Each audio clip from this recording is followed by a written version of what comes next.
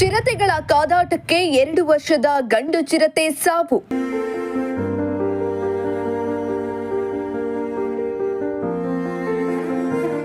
ಕೊರಟಗೆರೆ ತಾಲೂಕಿನ ಚೀಲಗಾನಹಳ್ಳಿ ಹಳ್ಳದ ಬಳಿ ಘಟನೆ.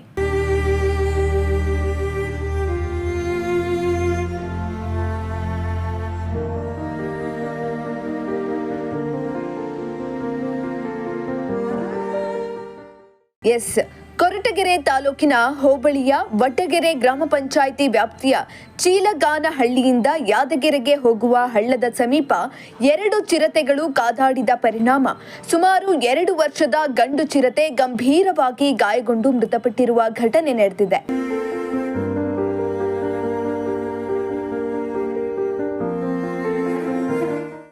ಹಳ್ಳದ ಬಳಿ ತೀವ್ರ ರಕ್ತಸ್ರಾವದಿಂದ ನರಳಾಡುತ್ತಿದ್ದ ಚಿರತೆಯನ್ನ ಕಂಡು ಸಾರ್ವಜನಿಕರು ಅರಣ್ಯ ಇಲಾಖೆಗೆ ಮಾಹಿತಿ ನೀಡಿದ್ದಾರೆ.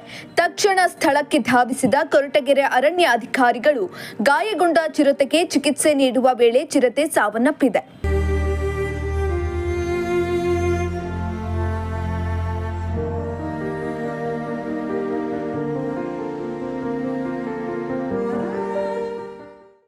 ಈ ವೇಳೆ ಕೊರಟಗೆರೆ ಅರಣ್ಯ ವಲಯಾಧಿಕಾರಿಗಳು ಹಾಗೂ ಸಿಬ್ಬಂದಿಗಳು ಸ್ಥಳಕ್ಕೆ ಭೇಟಿ ನೀಡಿ ಚಿರತೆಯ ಚಲನವಲನವನ್ನ ಪರೀಕ್ಷಿಸಿದಾಗ ಚಿರತೆ ಮೃತಪಟ್ಟಿರುವುದು ದೃಢಪಟ್ಟಿದೆ.